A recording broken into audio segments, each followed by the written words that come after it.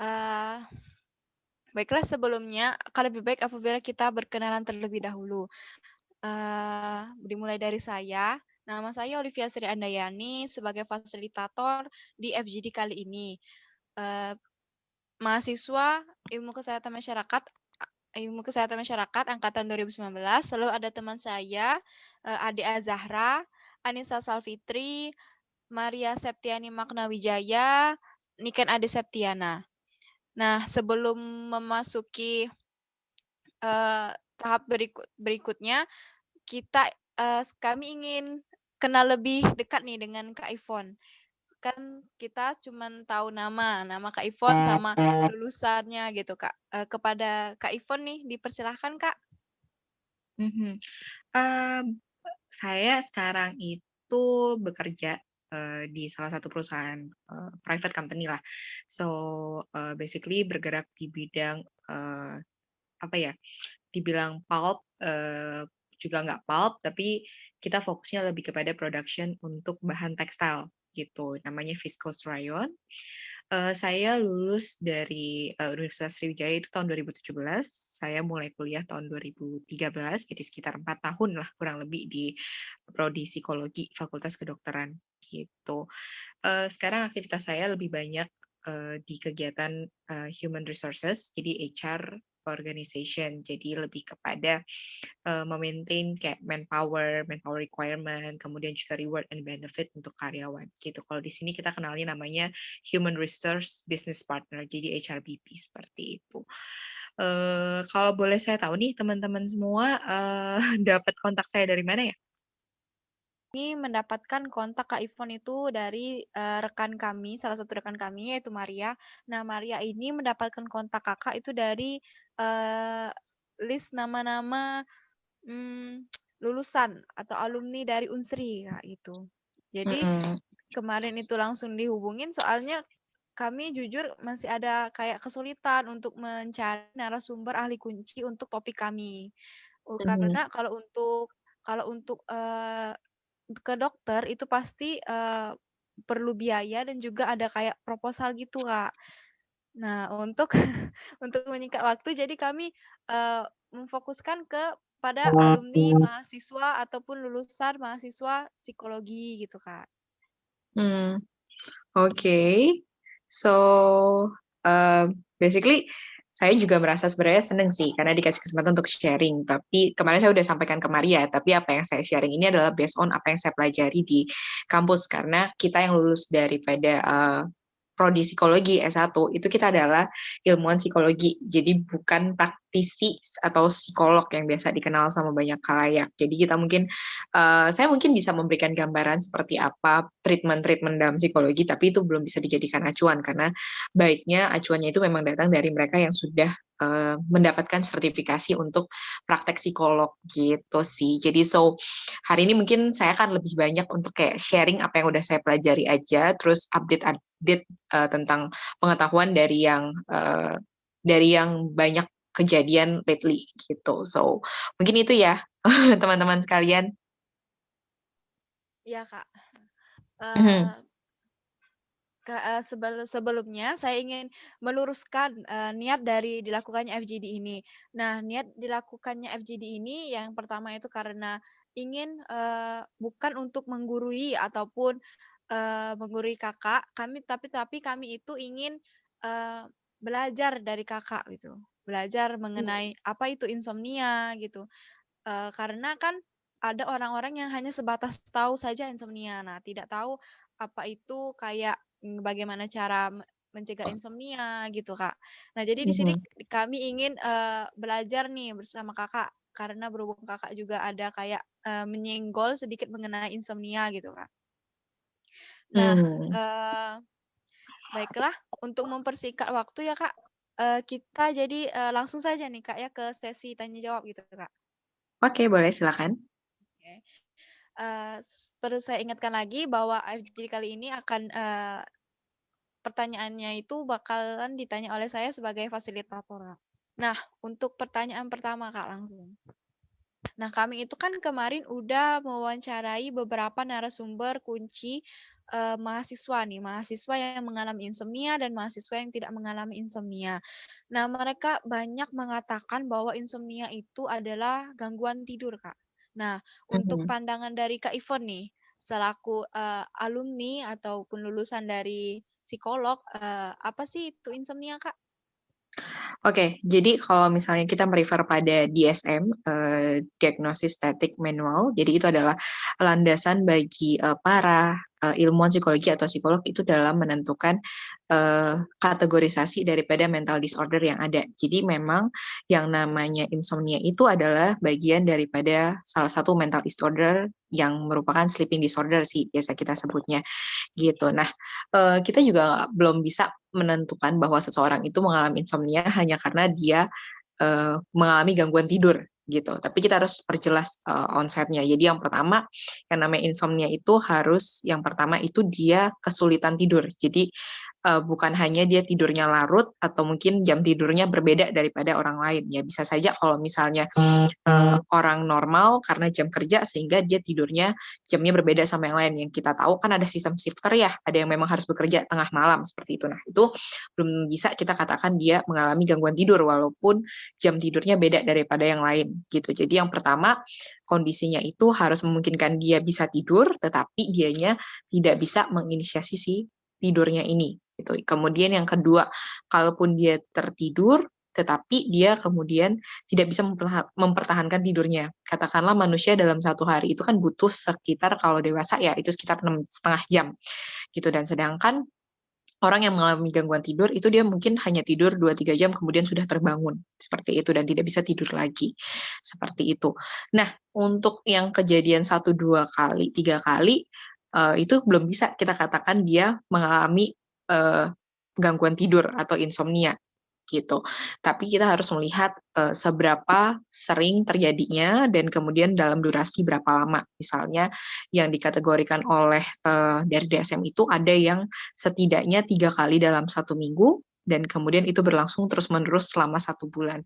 Dan bisa dijadikan benar-benar sebagai persisten gangguan itu kalau sudah mencapai 2 tahun dan kita lihat lagi, apakah si, kesulitan tidur dia ini atau gangguan dia tidur ini, dia, eee, menyebabkan adanya disparement atau gangguan-gangguan di kesehariannya. Misalnya, kalau misalnya dia tidak tidur terus-menerus, kemudian jadi emosional dan kemudian mempengaruhi kondisi sosialnya. Misalnya jadinya sama teman jadi, punya banyak masalah sosial lah, seperti itu. Atau mungkin kurang berkonsentrasi sehingga dia tidak perform di tempat kerjanya atau mengalami gangguan di misalnya kuliah ya berarti gangguan akademik gitu. Jadi karena dia tidak bisa berkonsentrasi dalam belajar dalam kesehariannya. Nah, ini yang perlu kita telusuri. Jadi bukan berarti, orang tidak bisa tidur, 1, 2 kali itu sudah bisa dikatakan dia mengalami gangguan tidur, seperti itu, gitu. Baiklah, mungkin, maksud Kak Ivon itu enggak dipatok dari susah tidur gitu, Kak, masih banyak faktor-faktor lainnya, Kak, benar, Kak? Sebenarnya lebih kepada indikatornya sih, gitu. Jadi kita tidak bisa Mhm. men-judge seseorang dia insomnia atau mengalami gangguan tidur itu hanya karena dia tidak tidur sesuai dengan jam normal manusia pada umumnya. Kalau kita kan biasa malam ya, karena kita bukan nokturnal gitu. Tapi karena Baik. ada orang yang tuntutan kerja juga akhirnya, dia jam tidurnya berbeda daripada normal, seperti itu. Dan ada juga yang karena memang, hari itu mungkin dia harus punya tanggung jawab beraktivitas lebih sehingga dia tidak tidur dan kita lihat juga tadi frekuensi dan durasinya, sudah kejadian berapa lama, seperti itu. Mhm. Baiklah, untuk penyebab nih, Kak. Nah, apa saja sih, Kak, yang dapat menyebabkan orang-orang itu insomnia? Apakah itu, berpengaruh kepada banyak pikiran gitu, Kak? Apakah itu berpengaruh untuk insomnia gitu, Kak?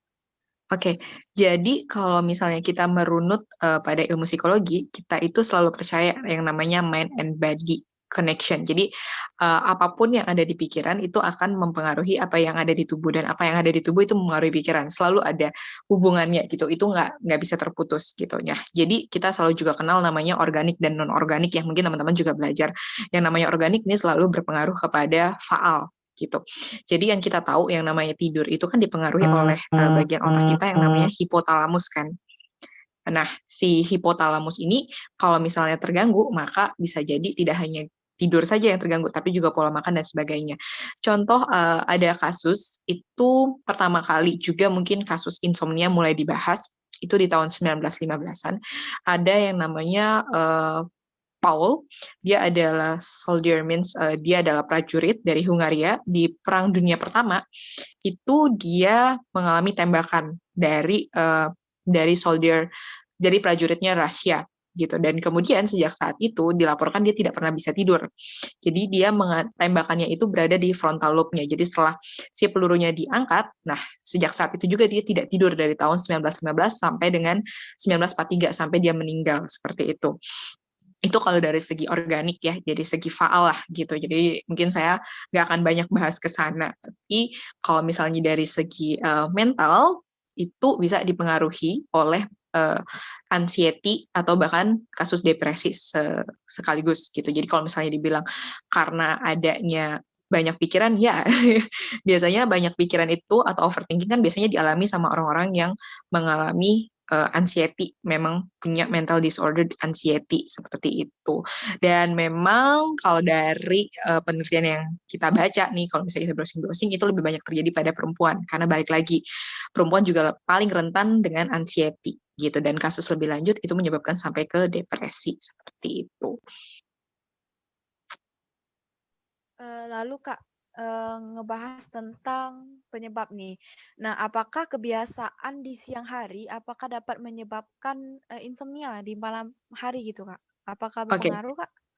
Iya, tentu. Jadi ada beberapa literatur juga yang menyebutkan bahwa banyak nih dari kita yang suka mendoping diri istilahnya, menguat-nguatkan diri itu dengan minum kopi. Misalnya kopi kan mengandung kafein atau misalnya alkohol atau segala macam yang mempengaruhi sistem saraf kita. Gitu. Lagi-lagi si tidur ini kan karena dia dapat sinyal ya dari tubuh bahwa dia udah capek. Sedangkan kalau misalnya kafein, alkohol segala macam kan dia mempengaruhi sistem saraf kita.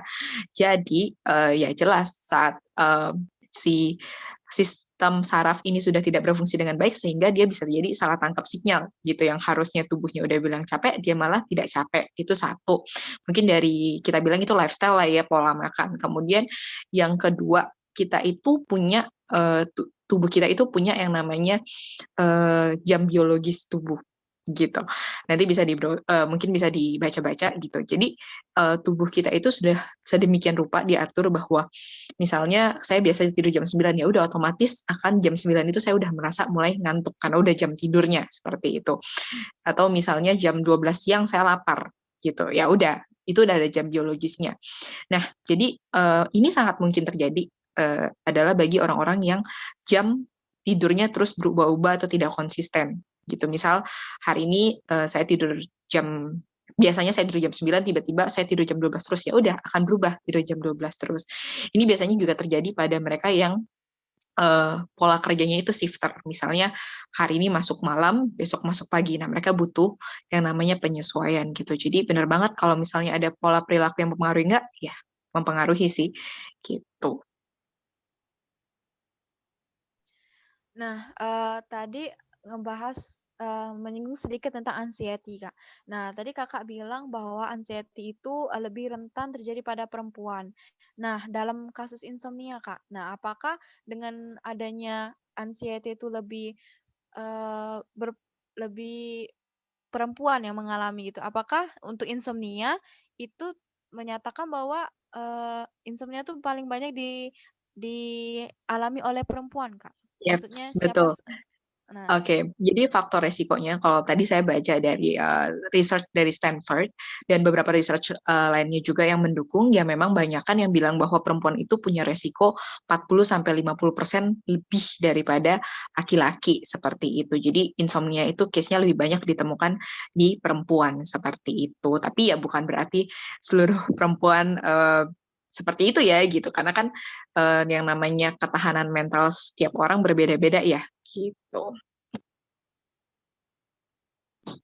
baiklah terima kasih, Kak. Jadi dapat dibilang bahwa, lebih banyak ke perempuan, tapi tidak semua perempuan mengalami insomnia gitu ya, Kak? Ya, jelas. Ya ya benar.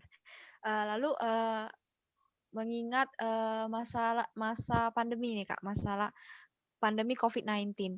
Nah, tentunya itu pasti berdampak kepada seluruh sektor kehidupan nih, khususnya pada bidang kesehatan. Nah, untuk insomnia sendiri, menurut pendapat Kakak, apakah pandemi COVID-19 ini ada hubungannya dengan insomnia atau mempengaruhi insomnia seseorang gitu, Kak? Menurut pandangan Kakak gimana, Kak? Oke, sejauh ini kalau kita sih sebagai ilmuwan kita selalu bicara mengenai literatur yang scientific ya. So far sih saya belum menemukan korelasi secara langsung antara yang namanya pandemi dengan insomnia. Tetapi banyak literatur yang sudah membuktikan bahwa tingkat ansiesitas daripada setiap orang itu kemudian bertambah gitu untuk di kalangan tertentu seperti itu yang mungkin paling beresiko terpapar dengan pandemi seperti itu. Misalnya banyak orang yang saat ini karena pandemi akhirnya kehilangan pekerjaan, kan itu live event yang kemudian menimbulkan kecemasan gitu. Tapi mungkin saya tidak bisa mengatakan bahwa ada korelasi langsung gitu. Tetapi kalau misalnya daripada pandemi kemudian menyebabkan anxiety atau kecemasan, itu sudah saya temukan literaturnya. Tetapi untuk secara langsung daripada si pandemi dengan insomnia sih nggak secara langsung ya, atau mungkin bagi pasien COVID-nya sendiri itu mengalami insomnia ya mungkin-mungkin saja gitu, karena kan yang kita tahu yang namanya COVID kan bagi sebagian orang ada yang OTG, orang tanpa gejala, ada juga yang bergejala gitu. Nah, salah satu hal yang bisa menyebabkan gejala daripada si insomnia ini itu juga adalah tubuh kita yang mengalami simptom-simptom yang tidak menyenangkan. Misalnya ya kita sendiri tahu lah ya yang namanya flu segala macam kan juga menyebabkan kita sulit tidur segala macam gitu, sama seperti pandemi seperti itu, ataupun orang yang mengalami gejala si COVID ini sendiri gitu yang bisa lebih lama dibandingkan flu-flu biasa seperti itu. Dapat dikatakan bahwa, COVID-19 ini belum terbukti bahwa dapat mempengaruhi secara langsung insomnia gitu ya, Kak? Betul, korelasinya sampai sekarang saya belum menemukan literatur secara langsung gitu yang menyatakan bahwa COVID-19 itu mempengaruhi insomnia gitu, menyebabkan insomnia. Karena kan yang namanya studi korelasi kita biasanya longitudinal ya, butuh waktu yang lama, sedangkan Iya. pandemi ini kan baru terjadi beberapa saat ya kan. Mhm. Nah, lalu Kak, menurut Kakak nih, apakah insomnia itu bisa disembuhkan, Kak? Lalu kalau bisa, apa saja hal-hal yang harus kita lakukan gitu, Kak, Oke, untuk kalau misalnya, untuk insomnia saat ini, yang saya tahu, yang saya pelajari dan misalnya kita update-update lah ilmu, perkembangan ilmu saat ini, gitu. Nah, kita melihat juga daripada akar masalahnya si insomnia ini kan tadi saya udah bilang, salah satunya itu adalah anxiety, jadi kecemasan. Nah, makanya yang harus kita coba obati itu adalah root cause-nya, yaitu si anxiety-nya. Cara mengobati anxiety-nya itu adalah dengan relaksasi, teknik relaksasi. Relaksasi itu ada banyak banget, ada teknik relaksasi pernapasan, itu ada step-stepnya yang bisa dilakukan di rumah. Kemudian lebih lanjut kalau memang anxiety-nya ini adalah karena gangguan pikiran atau biasanya kita bilang ada false belief segala macam, ya itu berarti yang kita harus obati adalah pikirannya. Jadi kita ada yang namanya cognitive therapy. Cognitive therapy ini bentuknya macam-macam, bisa salah satunya adalah dengan konsultasi gitu dengan tenaga ahli, misalnya dengan psikolog atau psikiater gitu. Dan kemudian yang namanya kita ini juga namanya manusia ya butuh namanya social support. Semakin tinggi social support kita, artinya banyak orang-orang di sekitar kita yang mendukung kita kan akan merasa lebih happy ya, lebih senang. Akhirnya itu akan menurunkan tingkat kecemasan kita dan itu bisa membantu kita. Selain itu ya satu lagi tadi kan sudah dibahas ya sama Mbak bahwa yang namanya insomnia ini juga bisa dipengaruhi oleh yang namanya perilaku. Ya kan, kebiasaan seperti itu, dan salah satunya ya berarti kita juga harus ada behavioral therapy. Jadi, terapi perilaku di mana kita mencoba untuk me-reduce, faktor-faktor daripada si insomnia ini. Misalnya mengurangi minum kopi atau alkohol, atau juga misalnya dengan, membiasakan diri untuk tidur lebih teratur, seperti itu. Jadi jam biologisnya kembali normal, seperti itu. Dan lebih jauh sih sebenarnya, selain dengan pengobatan daripada, mental, itu juga bisa sebenarnya dibantu dengan obat-obatan, yaitu misalnya dengan benzodiazepin atau Valium, obat-obat tidur pada umumnya lah gitu. Untuk, mungkin bisa, apa ya, melemaskan saraf seperti itu. Jadi intinya itu, insomnia itu bisa disembuhkan, baik dari perbaikan kebiasaan yang buruk gitu, dan ada juga menggunakan obat-obatan tertentu ya, Kak. Betul. Nah, lalu terakhir nih, Kak, kami ingin bertanya kepada Kakak sebagai mahasiswa nih. Nah, sewaktu jadi mahasiswa, itu adakah sih, Kak, dari Kakak, tips dan trik, khususnya untuk kami para mahasiswa, karena berdasarkan survei kami, kami bertanya-tanya kepada teman-teman mahasiswa lainnya, itu kebanyakan mengalami insomnia gitu, Kak. Nah, Mmm. adakah tips dan trik dari Kakak, kepada mahasiswa agar terhindar dari insomnia ataupun menekan, kejadian insomnia tersebut, Kak? Mhm. Oke, jadi ini lebih kita bicara tentang pencegahannya ya. Oke, basically kan kita tahu ya yang namanya faktor-faktor penyebab dari insomnia itu sebenarnya balik lagi adalah ada memang karena faktor organik, ya ini ya otak, berarti ya kita harus sembuhkan dengan ya, bisa dengan obat-obatan tadi yang saya sebutkan. Nah, kalau misalnya dari segi mental, yang bisa saya sarankan itu adalah berdasarkan pengalaman pribadi dan juga studi literatur adalah yang pertama itu adalah teknik relaksasi. Ya kita, bisa kemudian mencoba untuk, merilekskan tubuh kita, kalau tubuh kitanya sudah nyaman, itu kita akan cenderung lebih mudah untuk tidur, gitu. Kemudian yang kedua, ini kan biasa para mahasiswa nih sistem kebut semalam ya, untuk bikin tugas segala macam. Nah, mungkin dari sana kita bisa mulai dengan time management. Jadi kita tidak harus terburu-buru. Sistem kebut semalam itu kan meningkatkan apa ya, adrenalin kita ya, yang namanya kalau kita lagi adrenalinnya lagi tinggi, wah itu juga justru otak kita semangat kayak doping gitu kan. Jadinya kita cenderung sulit tidur ataupun mungkin ada rasa kecemasan, ya kan. Jadinya tadi saya bilang yang namanya insomnia ya datangnya dari kecemasan gitu. Jadi faktor-faktor itu dulu deh yang kita singkirkan. Jadi yang pertama yaitu time management, jangan sampai kita pakai sistem kebut satu malam gitu. Jadi jauhin dulu SKS-nya, kemudian, juga mungkin untuk, lebih ikut dengan kegiatan-kegiatan yang positif, makan makanan yang sehat juga, karena, ada banyaklah jenis-jenis makanan yang saya rasa teman-teman FKM lebih, paham lah ya yang baik untuk, saraf kita, gitu. Jadi, saraf kita menangkap sinyalnya benar gitu dan nggak, biar peka deh terhadap, stimulus-stimulus gitu. Baiklah, izinkan saya sedikit menyimpulkan nih, Kak, dari Oke. hasil wawancara kita nih. Jadi, eee, insomnia itu tidak hanya dapat diukur dari sulitnya tidur, masih banyak indikator-indikator ataupun faktor lain yang menyebabkan insomnia tersebut. Dan juga untuk penyebabnya itu bisa dari kebiasaan, ataupun pola tidur, dan kebiasaan pas siang hari itu juga dapat menyebabkan insomnia. Nah, untuk yang beresiko itu lebih ke perempuan karena dilihat dari anxiety itu banyak, terjadi pada perempuan. Lalu untuk apakah pandemi COVID-19 itu berhubungan secara langsung dengan insomnia itu masih belum dipastikan karena belum ada studi, yang legal yang menyatakan bahwa pandemi itu langsung berpengaruh pada, insomnia. Dan, Mhm. insomnia tersebut itu dapat disembuhkan.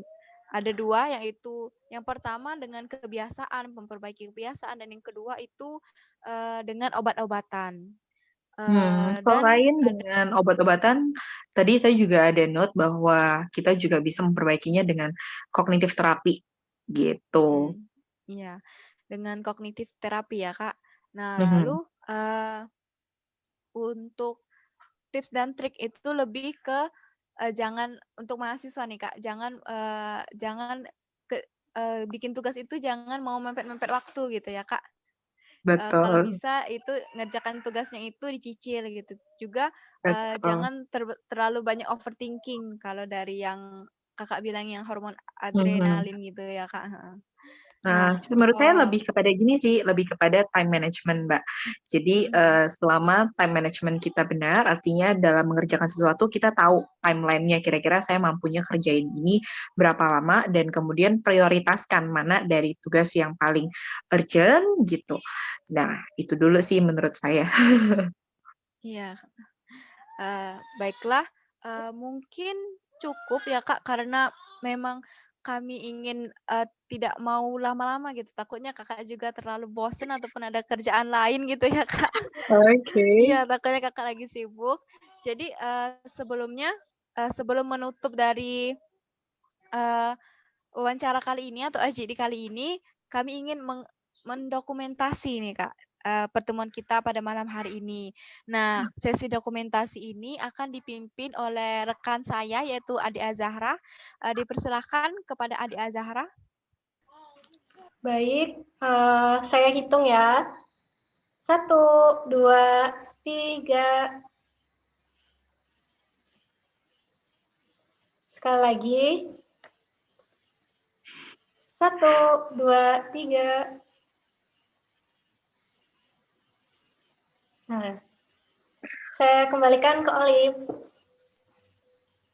Baiklah, Kak, terima kasih banyak, Kak. Kami ingin mengucapkan terima kasih banyak, karena jujur kami itu juga kesulitan untuk mencari narasumber ahli kunci, untuk topik insomnia ini, Kak. Nah, jadi kami ingin berterima kasih banyak kepada Kak Ivon, sudah meluangkan waktunya dan memberikan ilmu yang banyak mengenai insomnia, sehingga dapat menjadi pelajaran bagi, saya dan juga ataupun teman-teman mahasiswa lainnya. Eee Mungkin sekian dulu, Kak, mengingat waktu sudah pukul 19.34, udah 20 hampir 30 menitan gitu ya, Kak, nggak kerasa. Baiklah, apakah teman-teman rekan-rekan kelompok lain apakah ada tambahan? Dipersilahkan. Saya rasa cukup. Terima kasih, Kak. Maaf juga kami belum bisa memberikan, eee, feedback gitu, Kak, feedback yang bagus untuk Kakak. Kami juga terima kasih banyak atas, ilmunya dan waktunya. Eee, saya akhiri, selamat malam, Kak. Terima kasih, Kak. Terima kasih, selamat malam. Banyak Kak Ivon. Thank you, thank you. Ivon. Terima kasih, Kak. Thank you. Makasih, Bye-bye. Kak. Bye-bye. Angkatan 2019. Lalu ada teman saya, Adik Azahra, Maria Septiani Magna Wijaya sebagai host, Niken Ade Septiana sebagai notulensi, dan Anissa Salfitri. Ini sudah perkenalan dari rekan-rekan dari kelompok 3 nih. Di sini saya ingin narasumbernya juga ikut berkenalan gitu, supaya saling kenal gitu. Dimulai dari Muhammad Fahrian, dipersilahkan. Perkenalkan, nama saya Muhammad Fahrian Putra dari Teknik Pertanian 2019 Unsri. Oke. Lalu untuk saudara Vegi.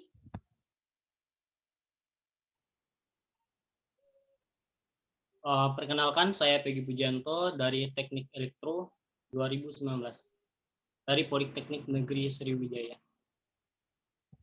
Baiklah, terima kasih Pegi. Untuk saudari Maria Isabella. Kenalkan, nama saya Maria Isabella. Kalian bisa panggil aku Bella.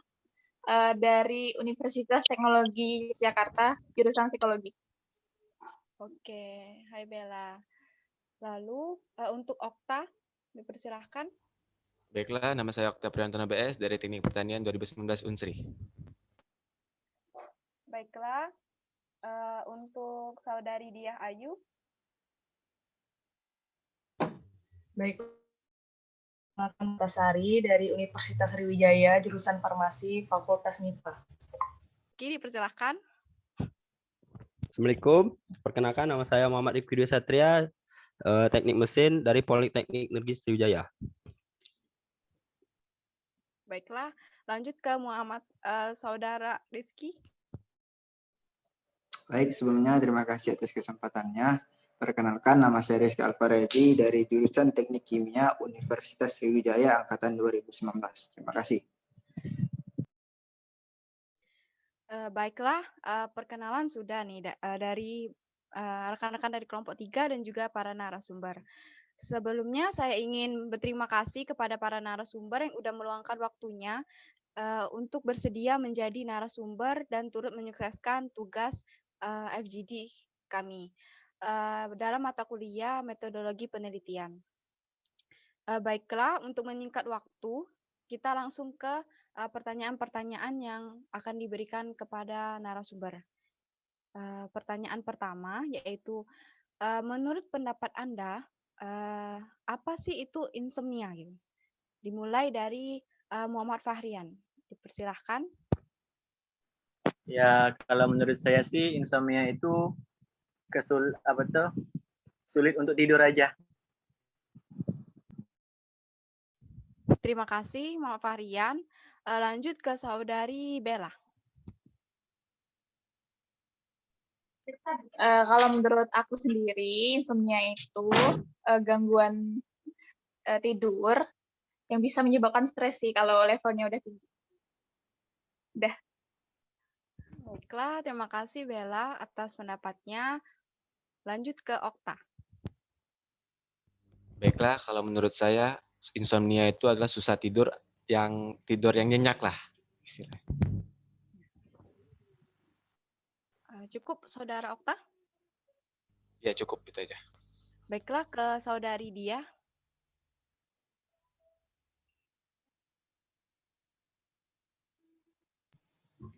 Kalau menurut saya sih insomnia itu gangguan sulit tidur yang nggak bisa atau tidak bisa tidur nyenyak kayak gitu. Baiklah. Untuk saudara Vegi. Kalau menurut saya insomnia itu gangguan untuk sulit tidur ataupun seringkali bangun saat tidur. Seperti itu. Untuk Rifki. Menurut saya insomnia itu adalah gangguan susah tidur yang bisa disebabkan oleh faktor-faktor. Baiklah, untuk saudara Rizky Alfarezi. Baik, menurut saya insomnia adalah gangguan tidur di mana penderitanya mengalami susah tidur atau juga sulit untuk tidur nyenyak seperti itu. Terima kasih. Baiklah, berdasarkan jawaban dari para narasumber, maka dapat disimpulkan bahwa para narasumber tuh minimal sudah tahu dasar dari insomnia itu apa. Lalu lanjut ke pertanyaan selanjutnya. Insomnia itu kan seperti gangguan tidur ya. Menurut pendapat Anda, apa saja sih hal-hal yang dapat menyebabkan insomnia atau faktor penyebab dari insomnia itu tersebut? Dimulai dari saudara Rifki. Menurut saya sih faktornya mungkin bisa dari depresi atau stres yang kepanjangan, overthinking. Baiklah, untuk bagaimana pendapat dari saudara Vegi?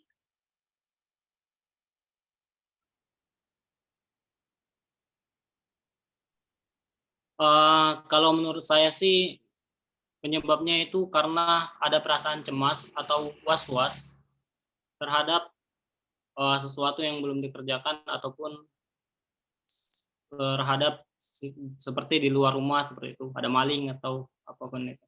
Ada rasa cemas. Baiklah, terima kasih saudara Vegi. Lalu untuk pendapat dari saudari Bella bagaimana? Kalau menurut pendapat aku, insomnia itu terjadi karena lebih ke kebiasaan sih. Karena dari pengalaman pribadi, karena aku mahasiswa ya, pasti banyak tugas yang memang harus kita selesain di jam-jam tengah malam gitu. Nah, terus jadinya besok-besoknya kebiasaan gitu. Jadi padahal nggak ada tugas, tapi tetap aja tidurnya subuh gitu. Itu sih yang nyebabin kebiasaan. Terima kasih. Oke, terima kasih saudari Bella. Untuk pendapat dari Muhammad Fahrian.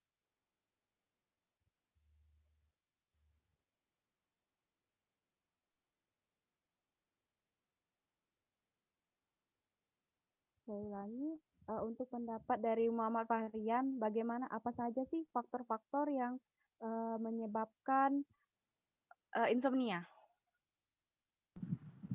Mungkin faktor-faktornya yaitu gaya hidup yang kurang sehat, seperti sering makan micin ataupun makan makanan yang cepat saji. Itu saja sih. Baiklah. Untuk pendapat dari saudara Rizky?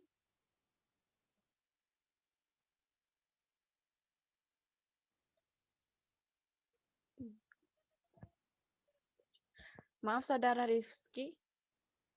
Saya ulangi. Menurut saya, insomnia dapat terjadi pada penderitanya ketika dia sudah melewati jam tidurnya seperti itu. Misal dia sudah terbiasa nih tidur jam 9, tetapi pada saat tertentu dia pada jam 9 tersebut dia tidak tidur seperti itu. Nah, untuk kedepannya itu bakalan terjadi insomnia seperti itu menurut saya. Baiklah, terima kasih Saudara Rizky. Dan terakhir untuk pendapat dari Saudara Okta. Menurut saya penyebab dari insomnia itu mungkin gelisah, banyak pikiran, ataupun penyakit yang kita ada penyakit lah. Itu saja. Baiklah, terima kasih kepada Saudara Okta. Kita lanjut ke pertanyaan selanjutnya, yaitu kalian kan termasuk ke dalam narasumber yang mengalami insomnia. Lalu gejala insomnia seperti apa sih yang kalian alami menurut pengalaman Anda? Mungkin langsung ke Saudara Rizky.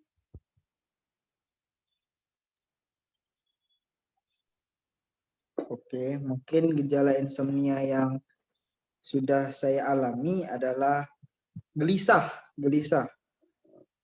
Waktu mau tidur, mau menjamin mata tuh kayak gelisah. Tapi nggak tahu itu apa yang digelisahin seperti itu. Nggak tahu, pokoknya gelisah aja, jadi susah tidur. Mungkin itu sih dari saya. Ya, baiklah, terima kasih. Untuk Saudara Muhammad Fahrian, bagaimana? Menurut saya mungkin gejalanya yaitu sulit fokus pada kegiatan-kegiatan yang kita lakukan pada siang hari. Baiklah, terima kasih. Untuk Saudari Bella? Gejala yang aku alami itu kalau susah tidur itu biasanya lebih ke pusing sih. Pusing harus ngapain. Baiklah, terima kasih Bella. Untuk Saudari Dia Ayu? Kalau menurut aku sih gejala yang udah pernah dialami, misalnya kayaknya siang tuh udah terlalu cukup tidur, jadi malam tuh nggak ada rasa ngantuk. Terus juga ada perasaan nggak tenang, misalnya mikirin, tugas ini belum dikerjain, tapi bingung mau ngerjain yang mana kayak gitu. Baiklah, untuk Saudara Vegi, saya ulang pertanyaannya. Saudara Vegi kan termasuk ke dalam narasumber yang mengalami insomnia. Lalu gejala insomnia seperti apa yang Saudara Vegi alami? Baik, untuk gejala insomnia yang saya alami itu, saya itu sulit sekali untuk tidur. Sama mudah sekali untuk bangun seperti itu. Jadi saya itu seringkali terbangun di tengah malam, dan selanjutnya itu susah untuk tidur kembali seperti itu. Baiklah, terima kasih Saudara Peggy. Untuk Saudara Rifki, bagaimana? Gejala yang pernah saya alami yaitu mungkin pas waktu mau menjadi mata itu kan gelisah kan. Tiba-tiba langsung keringat dingin gitu. Itu ya. Baiklah, untuk Saudara Okta.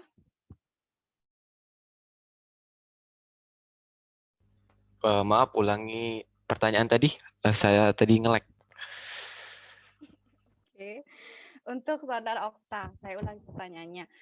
Saudara Okta kan termasuk ke dalam narasumber yang mengalami insomnia.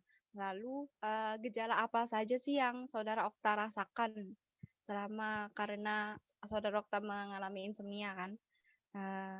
Boleh berbagi sedikit gejala apa saja yang dialami gitu?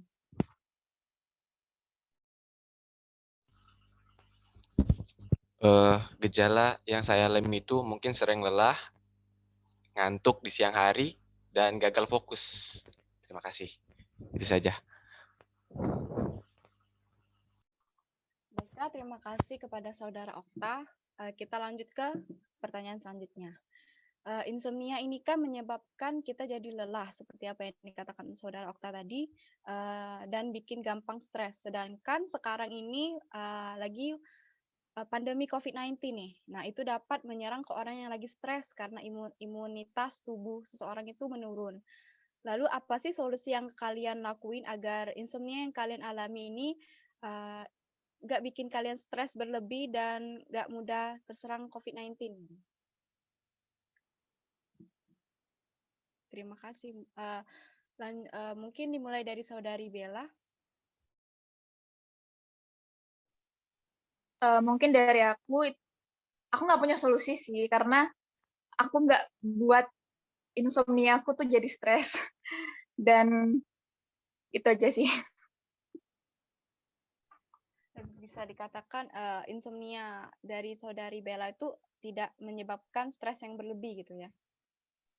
Iya, benar. Oh, baiklah. Kepada Saudara Fahrian, adakah tips dan trik dari saudara agar walaupun insomnia tidak menyebabkan Anda itu mudah terkena COVID-19 gitu? Biasanya sih saya suka main game kalau stres. Selain itu saya juga suka ngemil makanan biasanya, biar nggak gampang stres. Oke, jadi ibaratnya ada hal yang bikin imunitas tidak menurun gitu ya. Lalu untuk Saudara Rizky? Ya, mungkin saya sama seperti Bella tadi ya. Insomnia yang saya alami tidak menyebabkan stres. Tapi kalau jika ditanya bagaimana sih cara mengelola stres menurut pendapat saya ya. Menurut pendapat saya ya cara mengelola stresnya bisa melakukan hal-hal yang kita sukai seperti itu. Mungkin itu sih. Terima kasih. Baiklah, terima kasih untuk Saudari Dia Ayu. Kalau saya sih misalnya saat insomnia sedang stres itu mungkin lagi buat tugas nih, kan stres tuh. Jadi tugasnya nggak dilanjuti tapi melanjuti hal-hal yang disukai kayak nonton atau dengerin musik kayak gitu. Baiklah, terima kasih atas jawabannya. Untuk Saudara Vegi. Kalau saya sih sama sebenarnya, tidak terlalu menganggap insomnia yang saya alami ini membuat saya terlalu stres, tapi kadang ada beberapa waktu di mana ketika saya stres, biasanya saya lebih ke melakukan yang disukai ataupun beribadah seperti itu. Baiklah, untuk Rifki.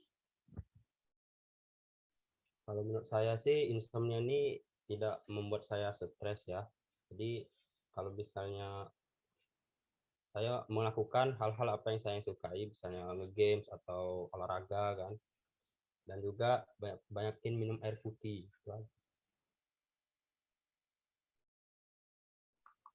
Baiklah, dan terakhir menurut Okta.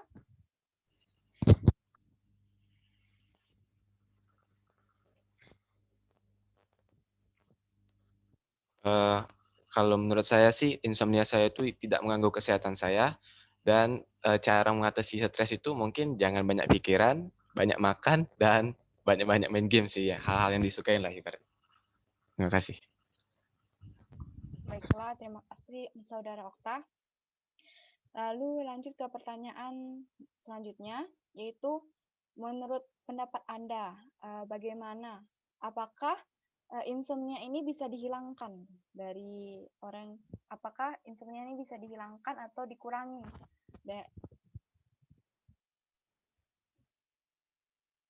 Baiklah, saya ulangi. Menurut pendapat Anda, apakah insomnia ini bisa dihilangkan gitu? Langsung saja, menurut pendapat Fahri, gimana? Menurut pendapat saya sih bisa dihilangkan insomnia dengan cara kita itu tidur sesuai, misalnya jam 9 kita tidur. Kan tidur yang sehat kan 8 jam sehari. Nah, kalau kita tidur di jam 9 ya mungkin bisa dihilangkan kalau diniatkan. Itu saja sih. Ya, mungkin bisa dibilang kembali lagi ke diri masing-masing ya. Lalu untuk Saudara Okta, bagaimana? Kalau menurut saya juga bisa kalau dipaksakan ya, misalnya tadi yang kata saudara Parian tadi, itu sesuai jadwal, misalnya kita tidur itu sekitar jam 9 atau jam 10, terus bangun jam sekian. Jadi mungkin bisa itu. Terima kasih. Untuk saudari Bella,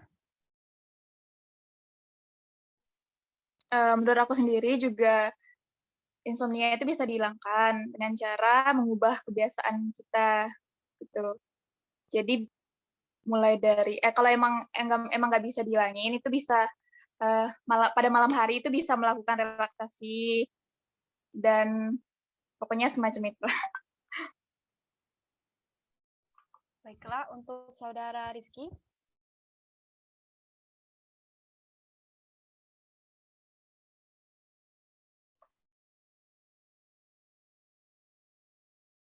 Maaf, ini Olive itu Rifki apa Rizky ya? Rizky, Mas. Oh, Saudara oke. Rizky. Oke. Jadi menurut pendapat saya insomnia ini kan mungkin gaya hidup yang tidak sehat ya. Jadi menurut pendapat saya ya bisalah dihilangkan dengan cara melakukan pola hidup yang lebih sehat, seperti olahraga secara teratur, dan juga sebelum tidur itu bisa minum susu terlebih dahulu. Itu kan merupakan salah satu cara untuk mengurangi insomnia tersebut. Karena ya kembali lagi insomnia ini adalah pola hidup yang tidak sehat, gaya hidup yang tidak sehat. Itu sih menurut pendapat saya. Untuk saudari Dia Ayu. Kalau menurut saya sih tergantung dengan pribadi masing-masing ya. Kalau misalnya emang dari pribadi pengen merubah kebiasaan itu pasti bisa. Kalau enggak ya enggak. Lanjut ke saudara Vegi. Kalau menurut saya sih bisa, tapi mungkin sangat sulit karena saya sendiri sudah ingin merubah, tapi sangat sulit seperti itu. Jadi tetap masih insomnia. Bisa tapi sulit seperti itu. Baiklah, terima kasih saudara Vegi. Dan terakhir pendapat dari saudara Rizky. Menurut pendapat saya sih insomnia ini bisa dihilangkan ya, tapi itu juga tergantung dari diri kita masing-masing kan. Ini kan pola hidup yang tidak sehat. Kalau misalnya kita ingin nih jadi orang sehat nih, bugar kan pas pagi-pagi bangun kan, jadi kita harus mengikuti pola hidup sehat juga sih. Tapi memang hal ini sih sulit untuk dihilangkan karena ini kan sudah jadi kebiasaan kan. Kalau kebiasaan itu kan memang sulit untuk dirubah gitu. Tapi ada kemungkinan sih bisa diubah. Baiklah, kalau dilihat dari jawaban dari para narasumber, ada insomnia itu bisa dihilangkan gitu. Nah, menurut kalian, apakah sudah ada upaya ataupun usaha dari narasumber masing-masing untuk menghilangkan insomnia masing-masing gitu?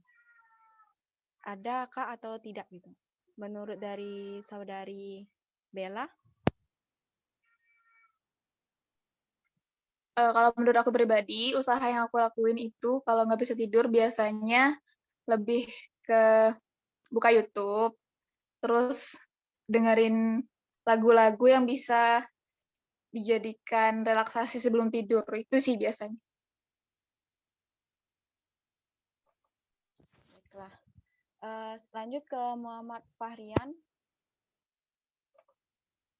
Kalau usaha dari saya sendiri sih, kalau saya lagi insomnia, saya biasanya main game biar lebih rileks, biar lebih cepat tidur biasanya.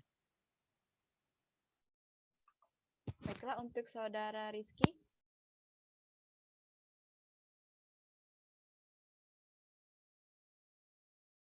Ya, menurut pendapat saya, menurut pengalaman saya ya, sudah ada sih cara untuk mengatasi insomnia tersebut.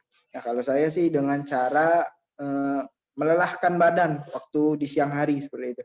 Jadi ketika malamnya badan udah capek dan enak untuk tidur gitu sih. Ya, terima kasih untuk saudari Dia Ayu.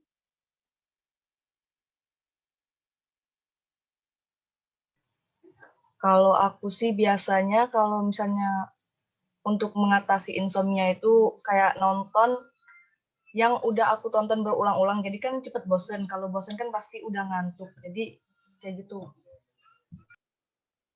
Baiklah, terima kasih. Lanjut ke Saudara Vegi. Saya ya. Jadi kalau apa yang saya lakukan untuk mengatasi insomnia sudah ada beberapa. Biasanya saya sama seperti Rizky, membuat badan agak lelah seperti olahraga di sore harinya.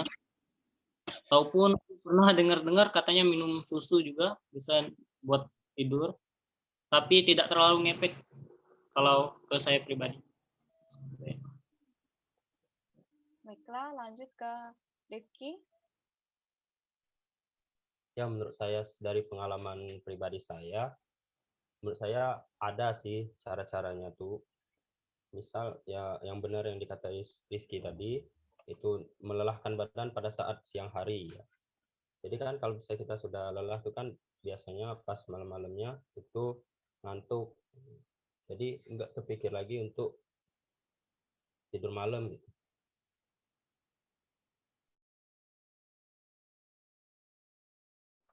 Dan yang terakhir dari Saudara Okta. Baik, menurut saya atau pengalaman saya, kurangi tidur siang karena tidur siang itu mengurangi rasa ngantuk pada malam hari. Jadi jangan sering-sering tidur siang. Gitu. Terima kasih. Baiklah, kalau dilihat dari wawancara ataupun hasil jawaban dari para narasumber, maka dapat dikatakan bahwa para narasumber itu sudah mengetahui setidaknya dasar dari insomnia, seputar apa itu insomnia, gejalanya, dan narasumber itu sudah menyadari. Dan ada juga upaya-upaya ataupun usaha daripada narasumber yang mengalami insomnia untuk menekan terjadinya insomnia ataupun menghilangkan insomnia yang dialami gitu. Mungkin sampai di sini dulu untuk wawancara ataupun FGD pada malam hari ini.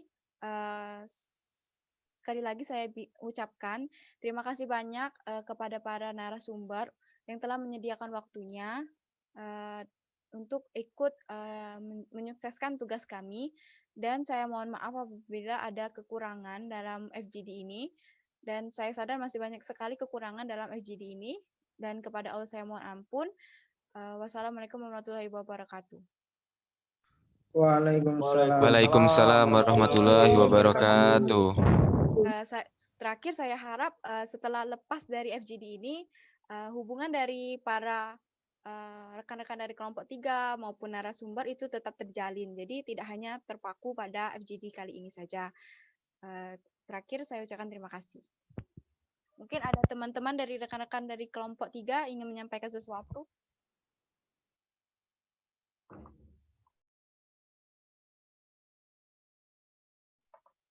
Sepertinya tidak ada. Kita tutup saja karena waktu sudah menunjukkan pukul 21:36.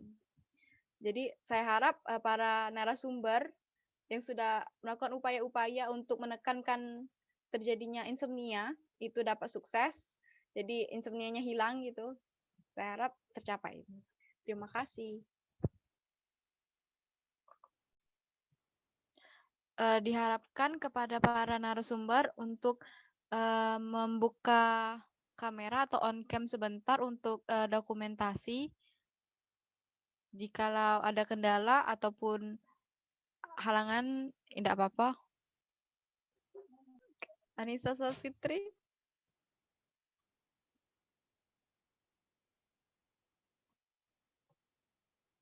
Nah, udah pas ya. Sesi dokumentasi ini akan dipandu oleh Saudari Maria untuk screenshot. Kepada Maria dipersilahkan. Oke, 1, 2, 3. Sekali lagi, 1, 2, 3.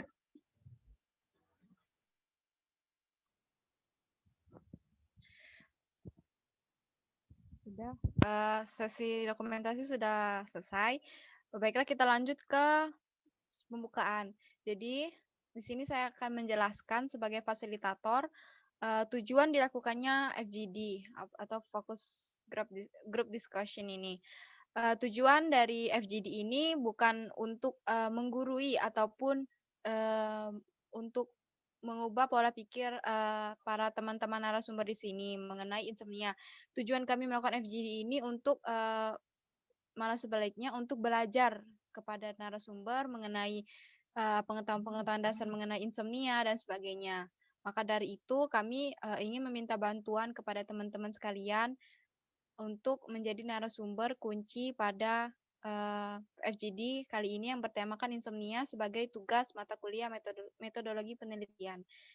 Lalu selanjutnya kita akan perkenalan terlebih dahulu. Sebelumnya perkenalkan, nama saya Olivia Sirandayani, mahasiswa Ilmu Kesehatan Masyarakat angkatan Ilmu Kesehatan Masyarakat angkatan 2019. Lalu ada rekan-rekan saya yaitu Ade Azahra, Maria Septiani Maknawijaya, Niken Ade Septiana, dan Anissa Salfitri yang di sini akan mewawancarai ataupun memberikan pertanyaan-pertanyaan kepada para narasumber.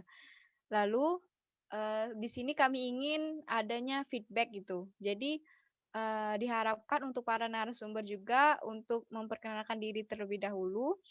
Dipersilahkan dimulai dari Saudari Nuria. Persilahkan Nuria. Iya. Perkenalan Nur. Oke. Perkenalkan, mohon maaf sebelumnya belum bisa on cam. Perkenalkan, nama saya Nuria Anggraini. Saya dari Politeknik Negeri Sriwijaya, jurusan Teknik Kimia, prodi D4 Teknologi Kimia Industri. Udah cukup. Terima kasih Nuria. Hai Nuria, terima kasih sudah jadi salah satu narasumber pada FGD kali ini. Lalu mungkin lanjut ke Cici.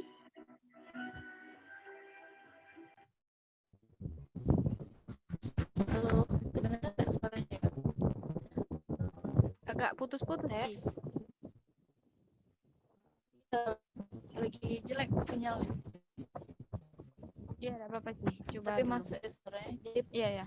Perkenalkan, nama saya Cici Lasari dari Universitas Sriwijaya, jurusan Sistem Informasi, angkatan tahun 2019. Sekian, salam kenal. Oke, salam kenal Cici. Lalu untuk lanjut ke Saudari Indah. Oke, Assalamualaikum warahmatullahi wabarakatuh. Ya, perkenalkan nama saya Indah Mardiana, saya berasal dari kampus SDKIP PGRI Lubuk Linggau, saya dari jurusan Ilmu Pendidikan, dari program studi Pendidikan Jasmani, Kesehatan, dan Rekreasi. Terima kasih. Oke, terima kasih Indah. Lalu lanjut ke Rizard.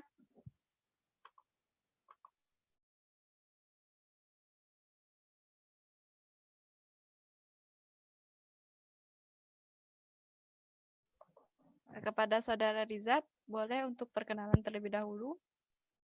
Perkenalkan, nama saya Rizard Papantamado, saya dari Politeknik Negeri Sriwijaya, saya dari jurusan Teknik Kimia, program studi Teknik Energi. Oke, hai Rizard, terima kasih sudah menjadi narasumber kami. Lalu yang terakhir itu Greta. Kepada Saudari Greta, dipersilahkan. Halo, perkenalkan, nama saya Greta Sumaradana Patriavera dari Universitas Sriwijaya, Fakultas Pertanian, jurusan Budidaya Pertanian, program studi Agronomi, angkatan 2019.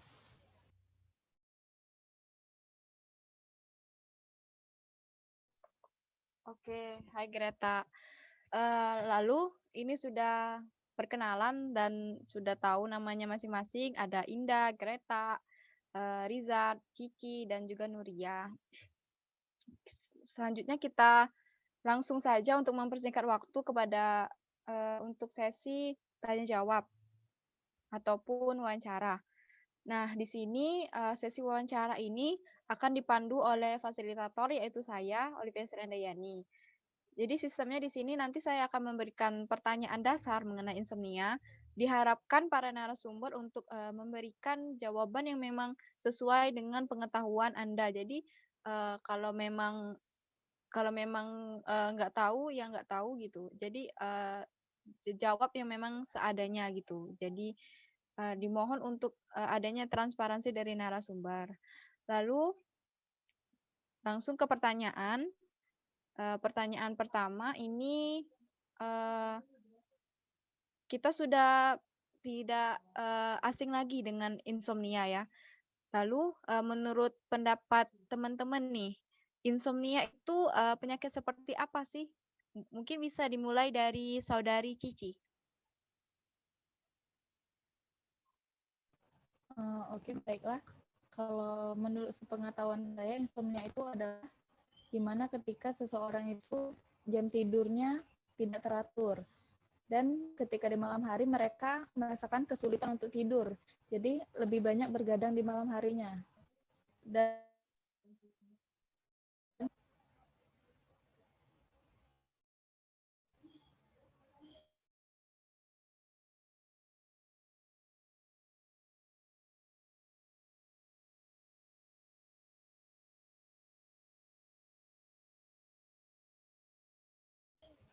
halo? Halo ya Ci, kedengaran suaranya?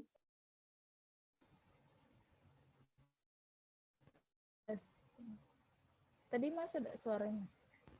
Sudah. Cukup Ci? Ya cukup.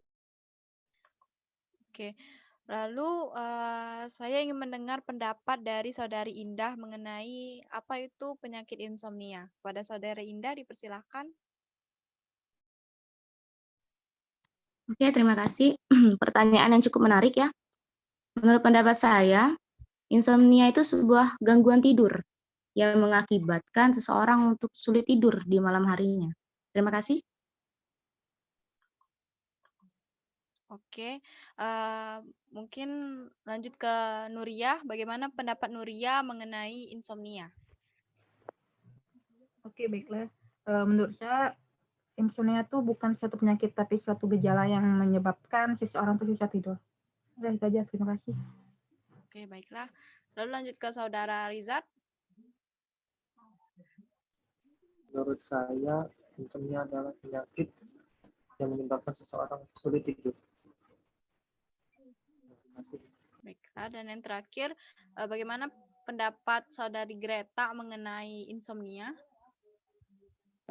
Kalau menurut saya sih insomnia itu berawal dari kebiasaan tidur larut malam, kemudian pada akhirnya juga menjadi kebiasaan yang berakhir pada penyakit yang berakhir menjadi penyakit yang disebut dengan insomnia.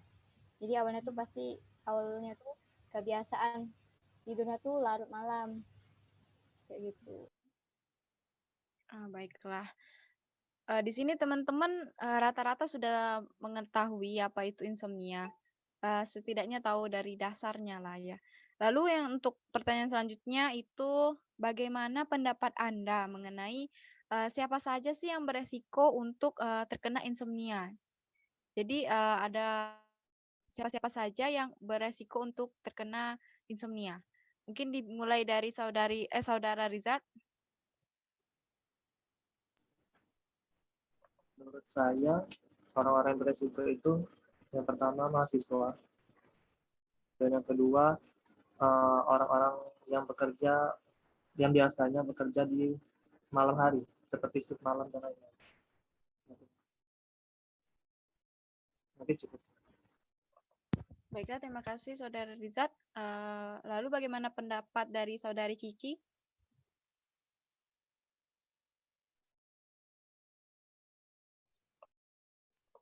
Sepertinya Saudari Cici ada kendala di jaringan. Kita lempar saja ke Saudari Indah. Oke, terima kasih atas pertanyaannya. Ya, tadi sudah dibicarakan pada Saudara Rizat tadi kan, masa yang pertama pasti mahasiswa. Dan yang kedua itu perempuan. Mengapa saya mengatakan perempuan? Karena perempuan itu banyak yang namanya berpikir. Ya. Jadi akibat berpikir terlalu banyak, jadi bisa mengakibatkan insomnia di diri mereka sendiri. Yang ketiga itu adalah lansia. Para penelitian telah meneliti 60% dari lansia itu mengalami sulit yang namanya tidur dibandingkan dengan anak muda. Terima kasih. Baiklah, terima kasih Saudari Indah. Mungkin lanjut ke Saudari Greta. Dipersilakan. Siapa saja yang beresiko untuk terkena insomnia menurut pendapat Anda? Kalau menurut saya sih kebanyakan yang saya tahu itu ya para mahasiswa, karena teman-teman saya sering mengeluh tentang insomnia. Untuk Saudari Nuria? Oke, baiklah. Menurut saya memang benar kayak dikatakan oleh rekan-rekan tadi, kalau insomnia biasanya terjadi pada kalangan mahasiswa, terutama mahasiswi, karena menurut saya memang benar yang dikatakan oleh Saudari Indah tadi, perempuan itu lebih banyak berpikir, jadi lebih rentan terkena insomnia. Terima kasih. Lalu yang terakhir, bagaimana pendapat Saudari Cici Elna mengenai siapa saja yang berisiko untuk terkena insomnia? Iya, menurut saya yang mudah terkena insomnia itu adalah orang-orang yang sering bekerja di jadwal yang tidak teratur. Contohnya mahasiswa, dan benar kata Saudara Riza tadi, seperti orang-orang yang bekerja dengan shift malam. Mereka terkadang tidak teratur jam tidurnya sehingga terbiasa tidak tidur di malam hari dan terganggu jam tidurnya, pola tidurnya maksud saya. Jadi menurut saya adalah mungkin usia sekitar dari 17 sampai 30 tahun yang mudah terjangkit oleh insomnia. Baiklah, terima kasih Saudari Cici. Lalu kita langsung ke pertanyaan selanjutnya, yaitu tadi kan teman-teman sudah mengetahui apa saja, maksudnya siapa saja yang terkena mungkin resiko terkena insomnia. Nah, untuk gejalanya nih, apakah teman-teman sudah mengetahui minimal satu gejala gitu dari insomnia? Mungkin langsung bisa ke Saudari Greta. Kalau misalnya menurut saya sih biasanya terbangun pada malam hari atau dini hari sehingga tidak bisa tidur kembali.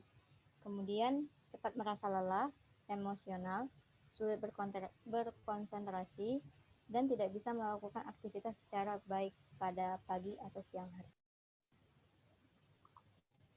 Baiklah, kalau menurut pendapat Saudari Cici.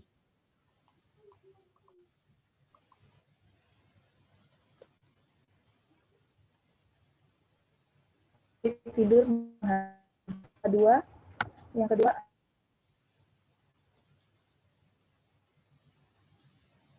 dan yang ketiga itu mungkin menurut saya adalah orang yang konsentrasinya terganggu. Mungkin itu saja.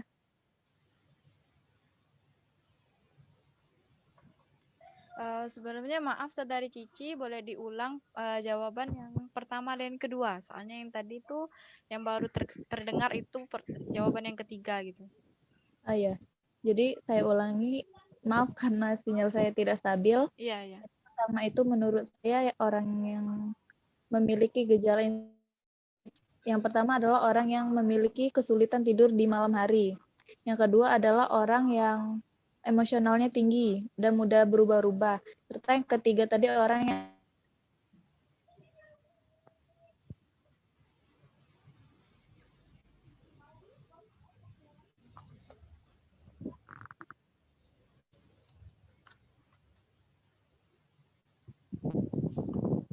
Baiklah, terima kasih kepada Saudari Cici. Kalau menurut Saudara Rizat, apa saja sih gejala dari insomnia? Karena sepengetahuan saya, yang pertama itu kesulitan tidur di malam hari, dan yang kedua itu sering mengalami pusing mendadak pada jam-jam tertentu. Baiklah, kalau menurut Saudari Nuria? Baiklah, menurut saya gejala-gejala yang mendapat menyebabkan seseorang insomnia itu yang pertama mungkin orang itu lagi depresi, terus kadar kafein dalam tubuh mereka di dalam tubuhnya meningkat, serta ada suatu pikiran yang terus-menerus dipikirkan. Terima kasih. Baiklah, dan yang terakhir menurut Saudari Indah, bagaimana gejala dari insomnia? Ya, gejala yang mungkin terjadi untuk yang insomnia itu pastinya tidak ada yang namanya rasa ngantuk ya. Yang kedua, konsentrasinya kurang, lemes, lelah, dan emosional. Terima kasih. Baiklah, terima kasih kepada para narasumber.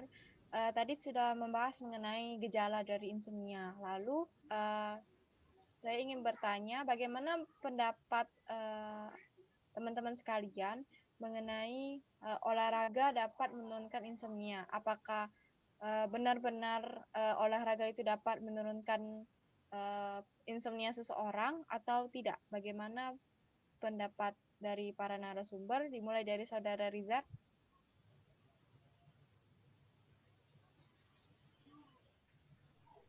Menurut saya kurang mengetahui tentang efek olahraga untuk mengatasi insomnia.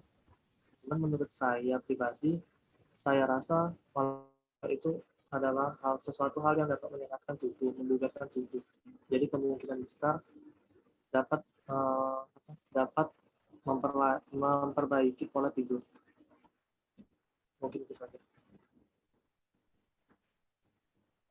Baiklah, terima kasih Saudara Rizal. Lalu bagaimana pendapat dari Saudari Indah?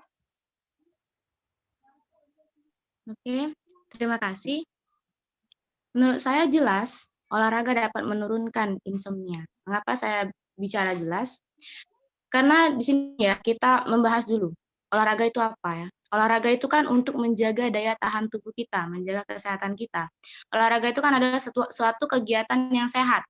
Sedangkan insomnia, suatu kebiasaan, ini saya bicara kebiasaan bukan penyakit, suatu kebiasaan yang kurang baik, karena kita sulit untuk tidur di malam harinya ya. Jadi dengan kita rajin berolahraga, karena para ahli telah meneliti aktivitas kita pada aktivitas sehari-hari itu akan berpengaruh ketika malam harinya. Jadi ketika kita berolahraga secara rutin, otomatis kita akan merasa lelah, lemah, dan sebagainya. Itu akan mengakibatkan kita lebih mudah untuk tidur. Jadi menurut saya jelas, olahraga bisa menurunkan insomnia. Terima kasih. Baiklah, terima kasih Saudari Indah atas jawabannya. Bagaimana menurut pendapat dari Saudari Greta? Kalau menurut saya, efek dari olahraga tersebut dapat merangsang kerja otot. Kemudian ketika kita berolahraga itu kan pasti cepat merasa lelah, dan apabila sudah merasa lelah, maka tubuh akan sudah merasa lelah untuk tidur terlalu malam. Dan juga olahraga juga dapat meningkatkan suasana hati menjadi lebih baik dan membuat tubuh menjadi lebih segar. Terima kasih. Baiklah, terima kasih Saudari Greta. Lalu pendapat dari Saudari Cici? Baiklah, kalau menurut pendapat saya, sebetulnya saya kurang tahu secara pasti, secara biologisnya apa hubungan antara olahraga dan juga insomnia. Tetapi kalau secara logika, saya pikir ketika kita olahraga, tubuh akan merasa lelah, letih, dan itu juga untuk meningkatkan metabolisme. Nah, ketika kita udah merasa lelah dan cukup capek setelah olahraga itu, maka pola tidur kita akan mudah untuk diatur. Kita akan lebih mudah mengantuk. Jadi mungkin berkaitan sama dengan antara olahraga dengan insomnia itu. Jadi menurut saya insomnia bisa disembuhkan juga melalui olahraga. Baiklah, terima kasih Saudari Cici. Dan yang terakhir, bagaimana pendapat Saudari Nuria mengenai apakah olahraga berpengaruh terhadap insomnia? Oke, baik Kak. Mungkin menurut saya itu sangat berpengaruh karena jika seseorang yang insomnia itu kalau dia sering olahraga itu akan mengurangi gejala-gejala yang menyebabkan dia itu insomnia. Contohnya kan kalau kita olahraga kan seluruh peredaran darah itu kan lebih lancar, terus badan juga lebih rileks setelah olahraga. Dari situ gejala-gejala yang dapat menyebabkan mereka insomnia itu berkurang. Terima kasih. Baiklah, terima kasih Saudari Nuria. Kita lanjut ke pertanyaan selanjutnya. Menurut Anda, apakah insomnia bisa dihilangkan? Ya atau tidak? Gitu. Bagaimana menurut Saudari Indah? Terima kasih. Menurut saya insomnia itu bisa dihilangkan. Melalui apa? Ya kita kembali lagi di pertanyaan yang keempat tadi, masalah olahraga.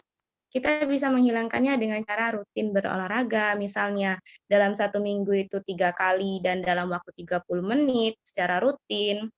Terus mengatur pola hidup kita, mengatur pola tidur kita. Kita kan gini ya, kita hidup itu punya prinsip ya. Jadi kita harus punya yang namanya jadwal hidup minimal, misalnya tidur minimal pukul 9, maksimalnya pukul 10.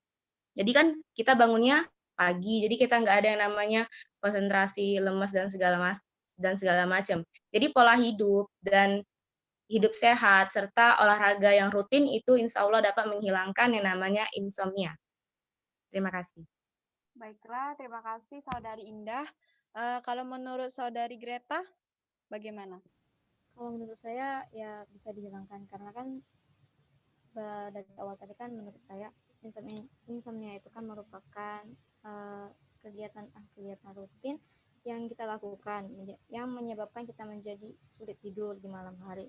Jadi apabila kita mengubah kebiasaan rutin kita pada pagi hari, itu akan berdampak pada malam hari, yaitu ketika kita tidur. Terima kasih. Baiklah, terima kasih Saudari Greta. Lalu bagaimana pendapat dari Saudara Rizat? Apakah insomnia bisa disembuhkan? Menurut saya, iya bisa. Baiklah. Untuk Saudari Cici, apakah insomnia bisa disembuhkan?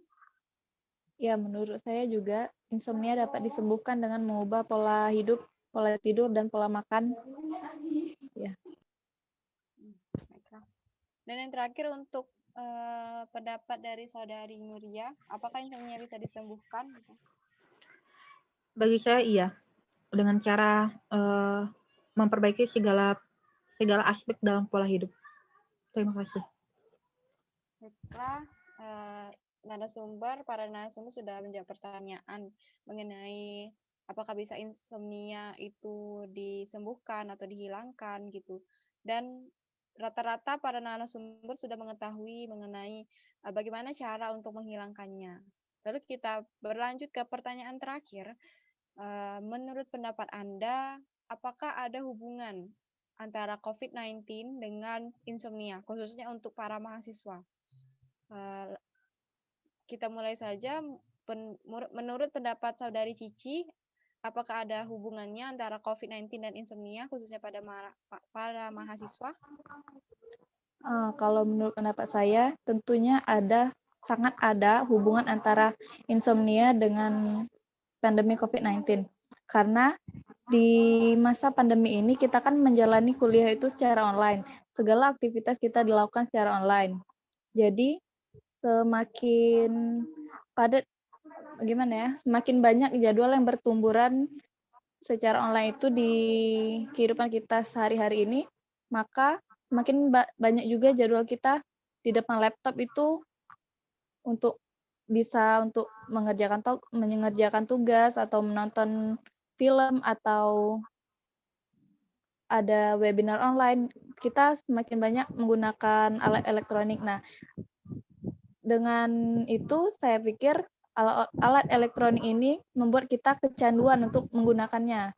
Jadi selama kita menggunakan alat elektronik ini, kita tidak merasa ngantuk, kita tidak merasa lelah, dan kita sering lupa waktu. Sebagaimana batasan kita menggunakan alat elektronik ini. Jadi kita sering kebablasan sampai tengah malam, tidak merasa ngantuk, dan terus berjaga di depan alat elektronik ini. Jadi saya pikir penyebab insomnia itu bisa dari pandemi COVID ini yang merubah pola tidur kita, pola hidup kita, dan juga pola makan kita. Baiklah, terima kasih Saudari Cici. Lalu untuk Saudari Nuria, bagaimana, apakah ada hubungan antara COVID-19 dan insomnia? Mungkin bagi saya sangat berpengaruh karena dengan kita tahu kan kita kan menjalankan kuliah kan secara daring. Semua mahasiswa pasti merasakan bahwa penumpukan tugas itu lebih banyak dari semester sebelumnya. Mungkin salah satu faktor penyebab insomnia itu adalah tugas. Bagaimana waktu kita menyelesaikan tugas tersebut, dan belum juga tugas tersebut kan biasanya tuh ada deadline untuk ngumpul. Sekian. Baiklah, terima kasih kepada Saudari Nuria atas jawabannya. Lalu untuk pendapat dari Saudara Rizat, dipersilahkan. Menurut saya sangat berpengaruh karena pada saat COVID-19 pandemi ini kita sering melakukan yang namanya kuliah online, dan juga kita sulit terkadang untuk keluar rumah. Karena itu untuk bertemu teman-teman atau orang-orang lain itu juga jarang, sehingga menyebabkan pikiran kita bertambah seperti itu. Jadi untuk melakukan refreshing di luar rumah itu menjadi terkendala karena COVID ini, sehingga dapat menyebabkan pikiran-pikiran itu semakin menumpuk, yang menyebabkan kita dapat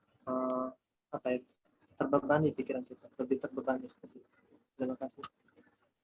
Baiklah, terima kasih Saudara Rizat. Menurut Saudari Greta, apakah pandemi berhubungan dengan insomnia? Dipersilahkan. Menurut saya, seperti yang sudah dikatakan rekan-rekan semua, sangat berpengaruh apalagi terhadap mahasiswa. Yang biasanya aktivitas yang kita lakukan pada malam hari itu, biasanya kita gunakan sebagai tidur, ini malah digantikan dengan mengerjakan tugas-tugas yang menumpuk. Apalagi ditambah waktu untuk refreshing, berkumpul dengan teman-teman dan istirahat itu berkurang dan tidak dapat menyegarkan pikiran. Apalagi tidur malam juga secara tidak sadar kita ikut tidur larut malam yang dapat mengakibatkan kebiasaan sehingga dapat menyebabkan insomnia. Terima kasih. Baiklah, terima kasih Saudari Greta. Dan terakhir, bagaimana pendapat dari Saudari Indah? Oke, terima kasih. Menurut saya ada hubungannya antara COVID-19 sama insomnia ya. Jadi untuk mahasiswa jelas mungkin kita tugasnya nambah banyak dan segala macam, itu kan mengakibatkan kita stres, jadi sulit untuk tidur ya. Jadi mengubah gaya hidup kita yang sebelum COVID ke COVID, jadi berbeda sekali. Jadi udah banyak dijelaskan oleh rekan-rekan semua. Sekian saja penjelasan saya. Terima kasih. Baiklah, terima kasih. Sebenarnya ada pertanyaan tambahan nih. Di sini kan para teman-teman sekalian adalah narasumber yang tidak mengalami insomnia. Lalu kelompok kami ingin bertanya bagaimana tips dari teman-teman sampai tidak mengalami insomnia, khususnya pada era pandemi sekarang. Mungkin dimulai dari Saudari Indah. Ya, kalau saya sendiri sih, untuk mahasiswa ya, kalau saya juga sama seperti rekan-rekan semua ya, walaupun kita beda kampus ya. Sama, saya juga ada tugas, tapi di diri saya pribadi, kalau bagi saya udah malam ya udah tinggalin, besok bisa. Jangan menzolimi diri sendiri, kalau bagi saya ya. Karena tubuh kita ini bukan robot, kita ini manusia, kita butuh istirahat. Kalau saya seperti itu. Mungkin atau karena jurusan saya banyak di prakteknya ya dibandingkan teori. Jadi kalau diri saya kalau selagi itu udah malam ya tidur, jangan menzolimi, jangan dipaksa. Otak kita juga butuh istirahat, ya kan? Kayak gitu. Jadi udah itu ya kita olahraga pagi harinya minimal saja yang tadi saya sebutkan 30 menit, ini bisa dikurangi 10 menit gitu kan. Walaupun kita tidak bisa keluar rumah, di dalam kamar juga bisa seperti jogging-jogging kecil dan sebagainya. Yang intinya jangan menzalimi diri sendiri, sekira capek berhenti, udah gitu aja. Baiklah. Pertanyaan yang cukup luar biasa dari Saudari Indah. Kita lanjut ke bagaimana tips dan trik dari Saudari Greta. Nah, kalau menurut saya sih sudah dikatakan yang seperti rekan Indah tadi, benar itu kalau kita misalnya capek tuh ya harus tidur kayak gitu. Karena kan tubuh juga punya hak buat tidur, bukan kita yang mengatur tubuh kan. Tubuh juga punya hak dan kita punya kewajiban untuk istirahat kayak gitu kan. Setelah itu kalau misalnya buat tugas tuh kan jangan dikebutin H-1. Itu pasti kebiasaan mahasiswi ataupun mahasiswa itu pasti H-1 sebelum pengumpulan. Saya juga begitu, tetapi apabila ada baiknya apabila dikerjakan secara sedikit-sedikit tetapi tugas selesai dibandingkan dengan H-1. Itu akan mempengaruhi kinerja tubuh juga. Kalau misalnya kita tuh dipaksa, maka tubuh juga akan cepat lelah, capek kan, dan mengakibatkan insomnia. Terus juga benar kata Indah tadi tuh, kita tuh harus minimal olahraga. Kalau saya sih pagi hari 20 menit, atau kalau misalnya pagi hari tidak bisa dikarenakan jadwal kuliah, itu bisa dilakukan pada sore hari. Sekian. Baiklah. Terima kasih Saudari Greta atas jawabannya. Kita lanjut ke Saudari Cici. Oke, baiklah. Kalau dari saya sendiri itu sebetulnya saya memaksakan diri saya kayak itu. Ngantuk atau tidak ngantuk, jam 10 harus tidur. Harus sudah tidak memegang alat elektronik lagi. Walaupun ada tugas, saya tinggalkan. Saya usahakan untuk bangun lebih awal. Atau ketika jadwal subuh itu saya tidak tidur lagi setelah subuh, maka saya akan mengerjakan tugas-tugas itu. Jadi saya skip pengerjaan tugas sampai larut malam. Saya harus tidur di jam 10 dan juga saya mengerjakan tugasnya itu di pagi harinya. Jadi tidak mengganggu jam tidur saya dan juga tidak mengganggu proses penyelesaian tugas saya. Untuk di pagi harinya saya belum melaksanakan olahraga seperti teman-teman, tapi dari beberapa tahun yang lalu saya selalu menerapkan bahwa ngantuk ataupun tidak ngantuk itu jam 10 harus tidur. Karena di posisi ketika kita sudah tidak melakukan aktivitas apapun, walaupun kita tidak mengantuk, ketika kita sudah memejamkan mata beberapa menit, itu pasti kita akan terlelap sendiri. Itu saja. Baiklah, kepada Saudara Rizat, bagaimana tips dan trik Anda sehingga Anda tidak insomnia gitu? Baiklah, kalau menurut saya, tips dari saya itu yang pertama mengurangi untuk tidur siang. Karena biasanya kalau kita tidur siang, apalagi tidur siangnya itu cukup lama, akan menyebabkan di malam hari itu sulit tidur. Saya sering mengalami hal tersebut, jadi saya mengurangi untuk tidur siang sehingga pada malam hari itu saya cepat tidur. Dan juga kalau saya memiliki pikiran yang cukup banyak seperti itu, saya lebih fokus pada siang hari atau pagi hari itu memperbanyak kegiatan sehingga saya tidak terlalu memikirkan suatu hal yang dapat mengganggu saya, sehingga pada malam hari saya dapat tidur tanpa memikirkan apapun yang dapat menyebabkan jam tidur saya terganggu. Terima kasih. Baiklah, terima kasih Saudara Rizat. Dan yang terakhir, menurut pendapat Saudari Nuria.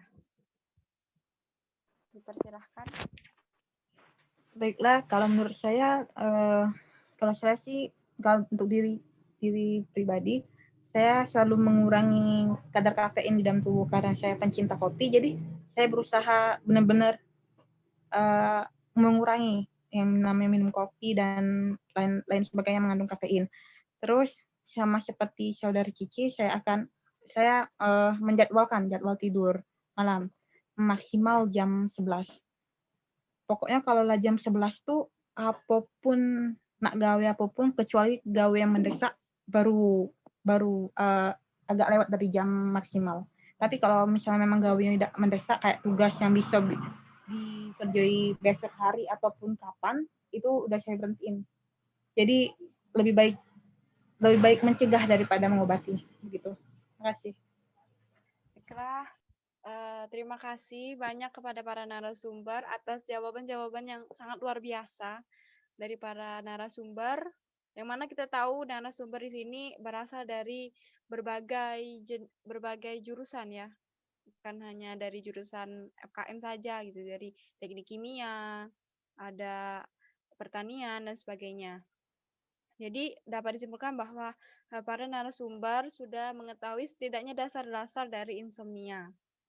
Jadi terima kasih banyak atas atas waktu dan ketersediaannya untuk ikut menyukseskan tugas kelompok 3 mengenai insomnia dalam FGD kali ini. Saya sangat berterima kasih dan juga teman-teman rekan saya juga sangat berterima kasih. Apabila ada kekurangan dari FGD kali ini, saya mohon maaf, pada Allah saya mohon ampun. Selepas dari FGD ini, saya harapkan bahwa hubungan kita akan tetap terus berlanjut. Jadi tidak hanya di FGD ini saja gitu maksudnya. Jadi di luar dari FGD kita juga masih dapat berkomunikasi, membahas mengenai hal-hal yang lainnya gitu. Baiklah, mungkin sekian dari FGD kali ini. Saya ucapkan lagi terima kasih banyak dan mohon maaf juga apabila ada kekurangan. Wassalamualaikum warahmatullahi wabarakatuh. Waalaikumsalam warahmatullahi wabarakatuh. Warahmatullahi wabarakatuh. Waalaikumsalam warahmatullahi wabarakatuh. Kita langsung mulai saja. Sebelumnya, Assalamualaikum warahmatullahi wabarakatuh. Waalaikumsalam warahmatullahi wabarakatuh. Sebelumnya saya izin untuk merecord pada pertemuan Zoom kali ini. Sebelumnya saya ingin mengucapkan terima kasih banyak kepada para narasumber yang telah bersedia untuk hadir dalam FGD pada hari ini sebagai bentuk partisipasi dalam tugas kelompok 3 mengenai mata kuliah metodologi penelitian. Sebelumnya saya izin untuk merecord Zoom kali ini. Apakah diizinkan? Ya, silakan. Baiklah, terima kasih. Sebelumnya saya ingin menjelaskan tujuan diadakannya FGD kali ini. Tujuan FGD kali ini bukan bertujuan untuk menggurui daripada para narasumber, melainkan kami di sini ingin belajar lebih dalam mengenai insomnia. Jadi tujuan dari FGD kali ini adalah untuk pembelajaran. Jadi kita sama-sama belajar di sini. Sebelum masuk ke sesi tanya jawab ataupun wawancara, izinkan saya memperkenalan terlebih dahulu dari rekan-rekan kelompok 3. Dimulai dari saya. Perkenalkan, nama saya Olivia Sriandayani, mahasiswa Ilmu Kesehatan Masyarakat angkatan 2019 sebagai fasilitator FGD kali ini. Lalu ada Ade Azahra, Anissa Salfitri sebagai notulensi, Niken Ade Septiana, dan Maria Septiani Makna Wijaya. Mungkin sudah cukup perkenalan dari rekan-rekan kelompok 3. Kembali perkenalan ke para narasumber. Mungkin bisa dimulai dari Saudari Mutiara. Persilahkan. Perkenalkan, nama saya Mutiara Salsabila Ahmad dari jurusan Matematika Universitas Sriwijaya. Baiklah, terima kasih Mutiara. Lanjut ke Saudara Nandi. Perkenalkan, nama saya Nandi Trisaputra dari Politeknik Negeri Sriwijaya, jurusan Teknik Kimia. Baiklah, terima kasih Saudara Nandi. Sekarang kita sudah kenal nih antara satu dengan yang lainnya. Ada Mutiara, Nandi, dan juga dari kelompok 3 ada Ade Azahra, Anissa, Maria, Niken. Kita untuk mempersingkat waktu, kita lanjut ke langsung masuk ke pertanyaannya saja. Pertanyaan pertama, untuk narasumber yang tidak mengalami insomnia. Menurut pendapat Anda nih, bagaimana atau apa sih itu insomnia? Menurut pendapat Anda, apa itu insomnia? Mungkin bisa langsung dari Mutiara.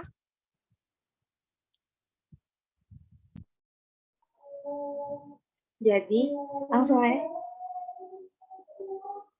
Jadi menurut saya, insomnia itu merupakan suatu gangguan tidur di mana pengidapnya tuh merasa kesulitan untuk tidur.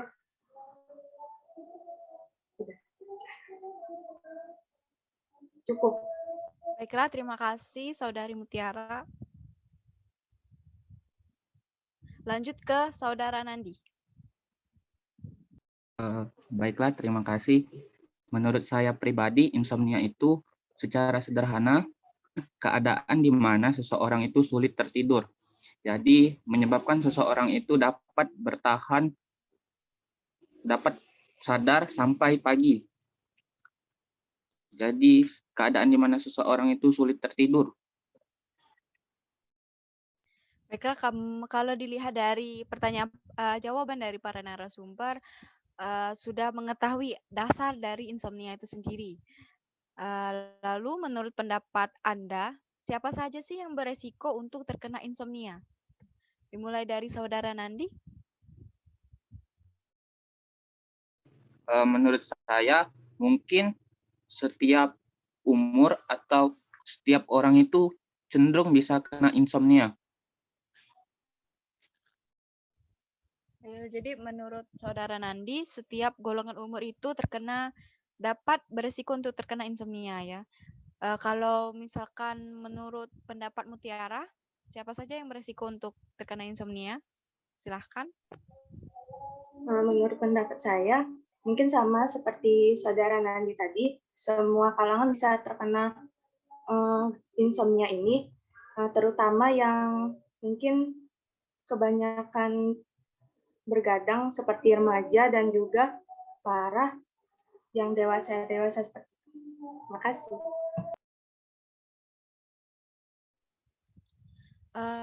Lalu kita langsung ke pertanyaan selanjutnya. Kita sudah mengetahui apa itu insomnia dan faktor risikonya ataupun yang sudah yang beresiko maksudnya. Nah, lalu kita beranjak ke gejala nih. Nah, untuk narasumber di sini, menurut pendapat Anda, apa saja sih gejala dari insomnia itu sendiri? Dimulai dari Saudari Mutiara. Menurut saya, gejala dari insomnia ini yang pasti yang pertama itu kesulitan untuk tidur. Terus yang kayaknya yang pokok, yang intinya tuh sulit untuk tidur itu sih.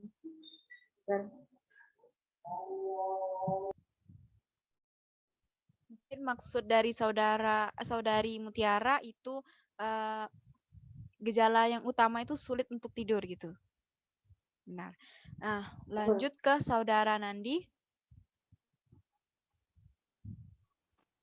Kalau menurut saya, gejala insomnia itu awalnya bisa ditandai dengan perubahan jadwal tidur. Jadi biasanya kita tidurnya cepat, terus lama-lama tidurnya itu bisa jam pagi, bisa begadang lah pokoknya. Nah, jadi ciri gejala insomnia awalnya tuh bisa ditandai dengan perubahan jadwal tidur. Nah, dari perubahan jadwal tidur itulah bisa menyebabkan ke insomnia karena sudah kebiasaan tidur pagi sehingga jadi kebiasaan tidur pagi. Jadi kita tidak biasa lagi untuk tidur cepat. Jadi itulah bisa jadi insomnia menurut saya pribadi. Baiklah, terima kasih. Nah, ini kita lanjut ke pertanyaan selanjutnya, yaitu menurut pendapat Anda, apakah olahraga itu dapat menurunkan insomnia maksudnya. Apakah olahraga itu dapat berpengaruh kepada insomnia dan menurunkan insomnia itu sendiri gitu? Dimulai dari Saudara Nandi.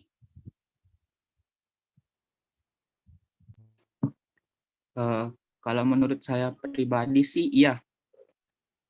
Karena saat kita berolahraga, itu badan kita pasti malamnya akan merasa lelah atau pegal-pegal.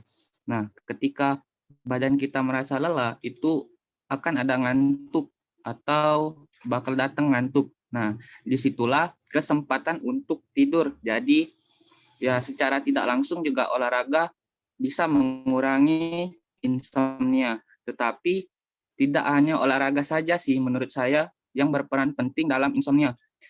Keadaan stres seseorang pun juga ikut berpengaruh. Jadi tidak hanya olahraga, tetapi atur tingkat kesetresan juga sih agar tingkat insomnia itu turun. Jadi masih banyak faktor-faktor lain selain olahraga. Atau tidak efektif lah olahraga itu kalau tidak disertai dengan mengatur tingkat kesetresan. Oke, kalau untuk pendapat dari Saudari Mutiara bagaimana? Nah, menurut saya olahraga itu bisa mempengaruhi tingkat insomnia karena olahraga itu kan merangsang kerja otot kan. Jadi kita tuh merasa capek, lelah. Jadi menurut saya olahraga mampu untuk mengusir insomnia. Baiklah, terima kasih. Lanjut, menurut Anda, apakah insomnia ini bisa dihilangkan? Kalau memang bisa, bagaimana? Langsung saja ke Saudari Mutiara.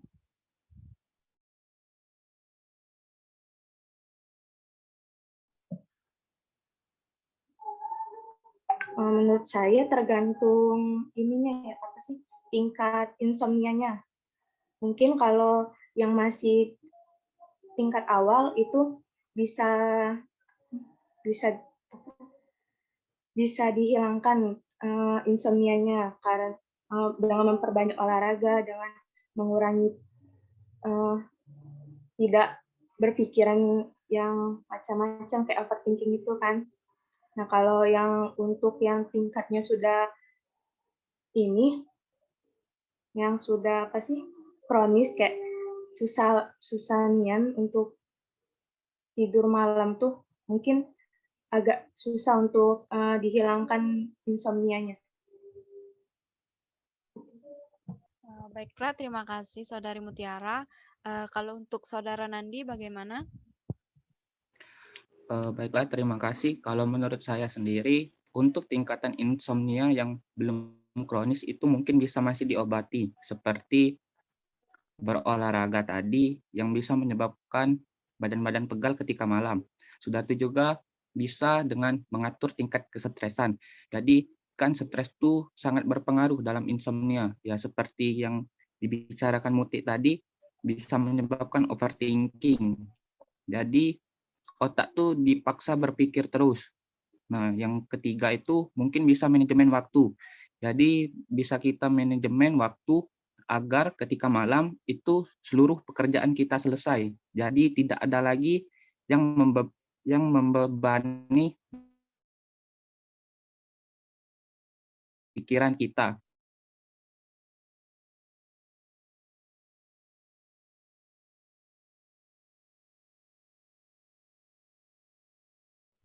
Mungkin Saudara Nandi ada kendala di Nah, sinyal. untuk insomnia tingkat kronis, mungkin itu agak sulit sih disembuhkan. Mungkin kebanyakan bagaimana tadi?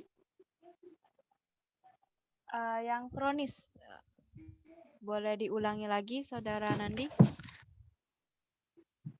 Nah, kalau menurut saya yang insomnia kronis ini agak sulit sih untuk disembuhkan karena contohnya seperti kakek saya sendiri itu dia sulit untuk tidur cepat.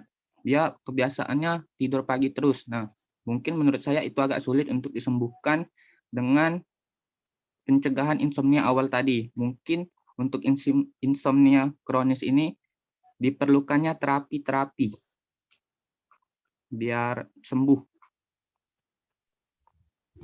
Baiklah, terima kasih Saudara Nandi. Lanjut ke pertanyaan selanjutnya. Itu di era pandemi COVID-19 sekarang, menurut pendapat Anda, apakah ada hubungan antara pandemi COVID-19 dan kejadian insomnia? Mungkin langsung saja ke pendapat dari Saudari Mutiara. Menurut saya di era pandemi ini sangat berpengaruh ya ke tingkat insomnia seseorang karena kebanyakan kita itu kerjanya di rumah. Sekolah di rumah, itu di rumah. Jadi mungkin banyak yang mendapat tugas, terus jadi dikerjainnya di malam hari. Jadi mempengaruhi kualitas tidur seseorang. Jadi sangat mempengaruhi sih.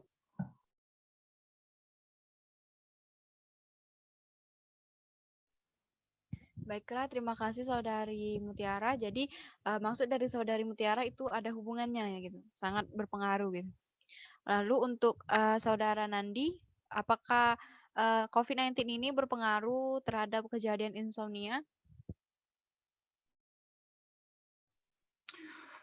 Kalau menurut saya sih sangat berpengaruh sih, karena baik dari mahasiswa, siswa ataupun para pekerja kantor kan kebanyakan WFH atau WFH atau SFH. Nah, jadi pas di rumah ini kebanyakan itu terkena paparan radiasi dari handphone. Jadi secara tidak langsung juga paparan radiasi handphone itu mempengaruhi kualitas tidur seseorang. Jadi banyaklah kualitas tidur di masyarakat seluruh dunia ini yang SFH atau WFH itu insomnia atau kurang baik. Sudah itu juga kan WFH atau SFH ini kan menyebabkan banyak uang-uang tuh stres. Jadi yo karena stres itu banyaklah uang-uang tuh yang kena insomnia. Baiklah, terima kasih Saudara Nandi. Kita lanjut ke pertanyaan terakhir. Di sini kan para narasumber itu termasuk ke narasumber yang tidak mengalami insomnia. Lalu apakah ada tips dan trik dari para narasumber mengingat kita kan sama-sama manusia, kita kan sama-sama mahasiswa maksudnya. Nah, bagaimana sih para narasumber itu tips dan triknya agar tidak terkena insomnia? Mulai dari Saudara Nandi.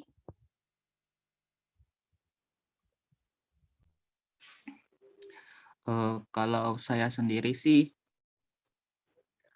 olahraga ya. Saya sering kalau sore hari itu berolahraga.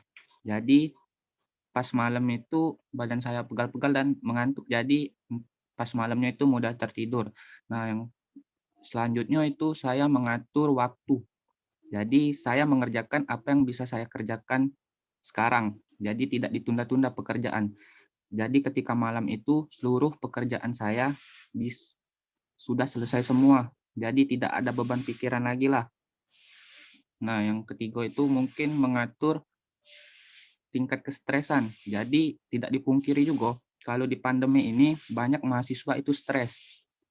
Yang pertama itu oleh tugas, yang kedua oleh tugas. Jadi mahasiswa ini kebanyakan itu karena stres. Nah, stresnya itu juga karena tugas tadi tidak mereka langsung kerja jadi ditunda-tunda. Jadi pas deadline mereka itu kebanyakan stres. Aduh, ujinya deadline. Jadi itu kan beban pikiran. Itu bisa menyebabkan mereka juga insomnia.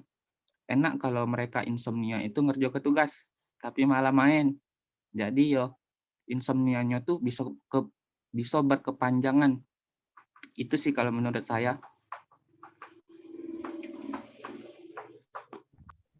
Baiklah, terima kasih kepada Saudara Nandi atas jawaban yang luar biasa. Lalu lanjut ke Saudari Mutiara. Adakah tips dan trik agar terhindar dari insomnia? Kalau saya pribadi sih banyakin kegiatan di siang hari karena kalau kita banyak kegiatan di siang hari, contohnya olahraga, ngerjain tugas yang kayak gitu. Jadi kan badan capek, otak capek. Jadi pas di malam hari kita tuh tidurnya tepat waktu. Terus yang kedua tuh ini kembali ke pribadi masing-masing. Kalau saya pribadi itu dengerin musik untuk apa sih? Untuk menetralkan pikiran. Jadi kalau pas malam tuh jadi gampang tidur kayak dengar musik, dengar podcast kayak. Baiklah, terima kasih banyak kepada Saudari Mutiara atas tips dan triknya agar tidak terkena insomnia. Mungkin pertanyaan dan untuk FGD kali ini sudah cukup ya, karena mengingat waktu juga udah durasinya lebih dari 30 menit sudah ya. Nah, oh iya tadi yang di awal itu sesi dokumentasi ya. Nah, sesi dokumentasinya dialihkan pada sekarang. Mungkin sesi dokumentasinya bisa dipimpin oleh Saudari Maria. Dipersilahkan.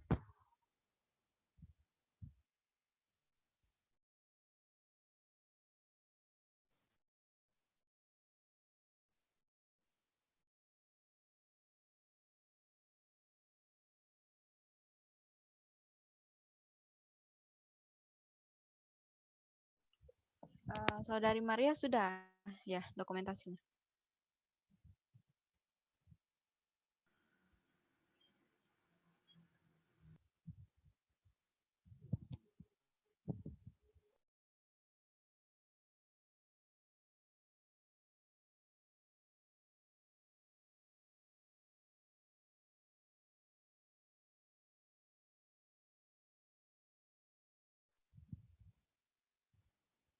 Cukup.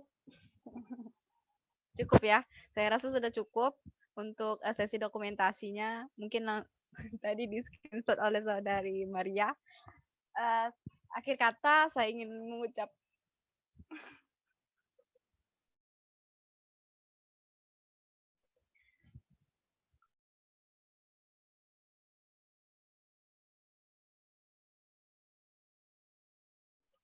Akhir kata, saya ingin mengucapkan terima kasih banyak kepada para narasumber yang sudah meluangkan waktunya untuk ikut menyukseskan tugas kelompok kami, tugas FGD kelompok kami mengenai insomnia pada mata kuliah metodologi penelitian. Saya mau mohon maaf apabila banyak sekali kekurangan dalam FGD kali ini dan masih banyak juga sebenarnya pertanyaan-pertanyaan yang ingin kami tanyakan gitu mengenai insomnia dan masih banyak ilmu yang ingin kami gali. Lalu saya harap setelah dari FGD kali ini hubungan antara rekan-rekan kelompok 3 dan narasumber itu tetap terjalin. Jadi tidak hanya sebatas pada FGD kali ini. Sekali lagi saya ucapkan terima kasih dan mohon maaf karena banyak kekurangan. Kepada Allah saya mohon ampun. Wassalamualaikum warahmatullahi wabarakatuh. Waalaikumsalam warahmatullahi wabarakatuh.